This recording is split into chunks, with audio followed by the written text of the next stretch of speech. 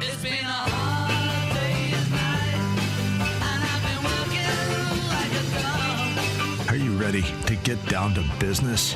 Join seasoned entrepreneur, community leader, and Army veteran Scott Shalom Klein, who will take you behind the scenes with those who work in America's small business scene and speak with leaders making an impact, creating jobs, and telling their story in entrepreneurship. So let's get down to business. On AM 560, The Answer, here's your host, Shalom Klein.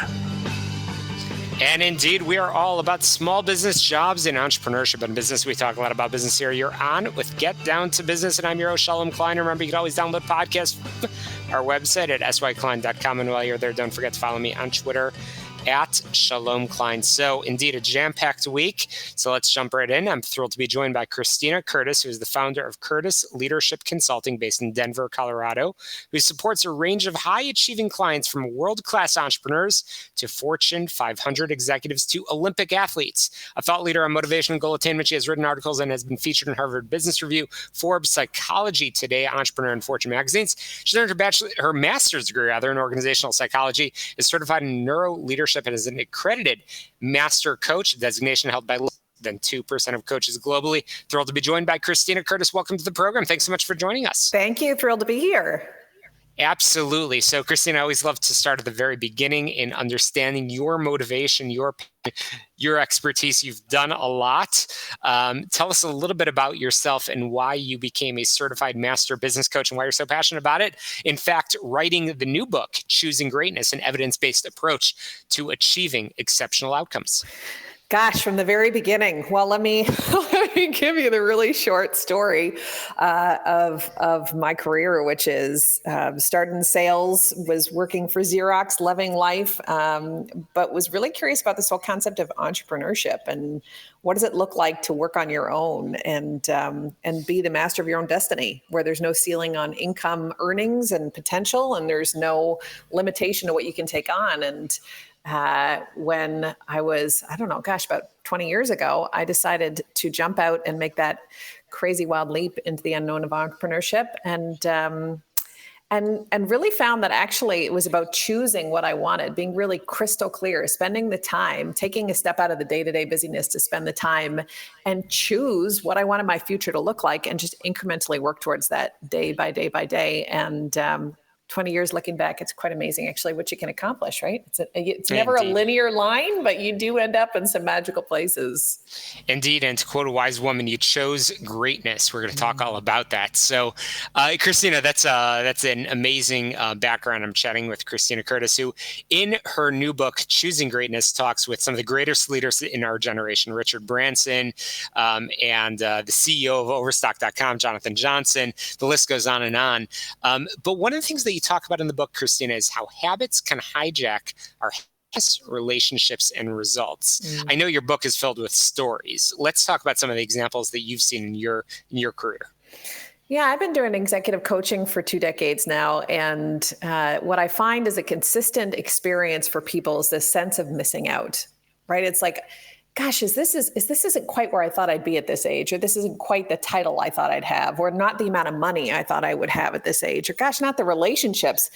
And I started getting into the research around why is it that we have this sense of missing out? What is that feeling of missing out on our full potential? And what it comes down to is habits. There's certain habits that hijack our happiness, that hijack our relationships, that hijack our results that I found to be consistent across individuals. And so I put together this book on the key habits that do hold us back. Things as simple as being so busy, we forget to invest in the relationships that matter most. And suddenly we look up and feel a sense of distance with the people who are core to our well-being. And so I interview people in the book who are not just titans of industry, who have exceeded expectations from a results perspective, but who are happy. It was like a prerequisite. I'm like, we can meet. I'm glad you're a billionaire. Are you happy? Are you actually happy? Absolutely. Christina, one of the things that I find fascinating, and I can relate to this personally, is that I'd say most business executives that I know are really good at reacting, really good at being that firefighter to make sure that we deal with the things that happen, whether it's in our personal life or professional life. But one of the things that you talk about is responding versus reacting. Let's talk a little bit about that and some of the things that you've seen with some real life examples. Yeah, generally speaking, the brain is an economical organ, so it will not make new decisions if another one is working just fine. It's not built to go out and build new decisions every day. That is not how it is structured. And so, in order to save fuel, it plugs in behaviors and experiences of feelings that you've had before into the present. And so, you think about, I'll give you a live example. Yesterday, I had a full workday packed. I was super excited about it. I went to bed too late because I was watching a movie with my son. I didn't sleep well because I'd had 2 glasses of wine. I wake up and I'm like, God, I'm not in a good mood. Like, I'm just burnt out and tired. And so instead of choosing how to engage in my first meeting, I just showed up and brought that energy with me. And luckily, I caught myself as I was jumping on Zoom, and I'm like, whoa, whoa, whoa, whoa, whoa. This is not the energy I need to choose how I want to show up, because how I show up and engage will determine how my day plays out. And so had I not caught myself, I would have just reacted to whatever was coming at me with the mood that I was experiencing, instead of hitting pause, taking 2 minutes and being like, got it. Yeah, I'm depleted. Yeah, I'm tired. How do I want to choose to show up for this day so that I can amplify every minute spent and make the most of it, and actually grow today as both a person and help support my clients? So reacting and responding are actually quite different experiences. We're talking about choosing greatness. An evidence-based approach to achieving exceptional outcomes came out in May of this year, and I'm chatting with the author Christina Curtis, who combines her decades of practical experience with conversations from some of the greatest leaders in our generation. We might have a minute or two to talk about that.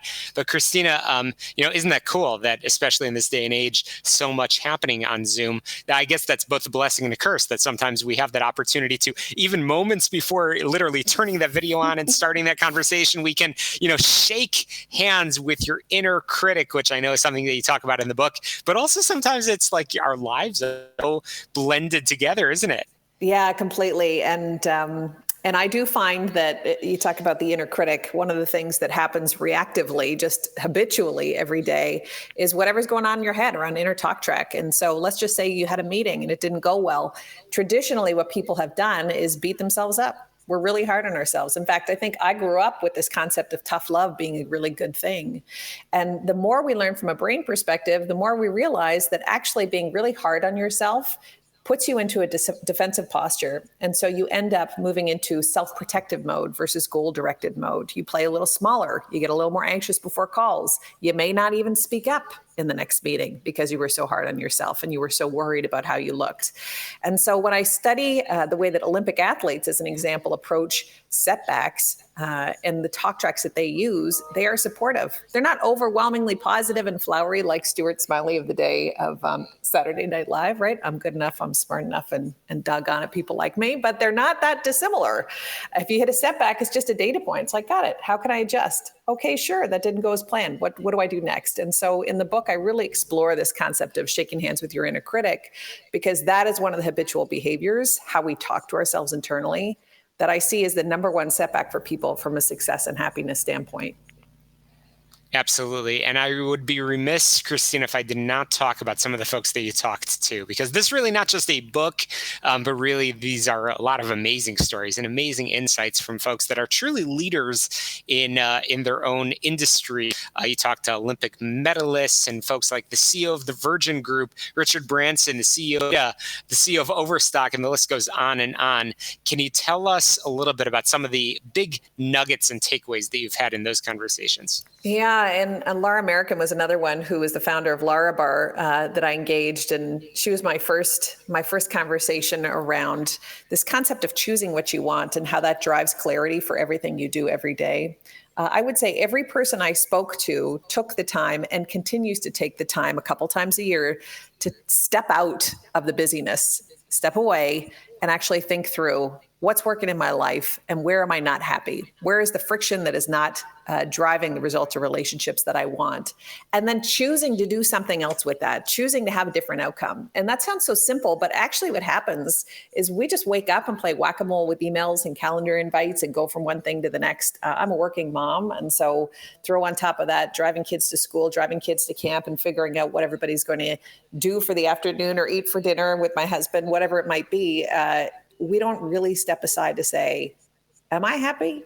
Is this what I want? Is this the outcome I want to be choosing? Each one of those leaders does take time, even with their spouse, to go away for 3 days in the year to just reflect on where are we living the lives to fully and where do we want to make changes, and then holding each other accountable to that. And so being really thoughtful about your goals is one of the key drivers.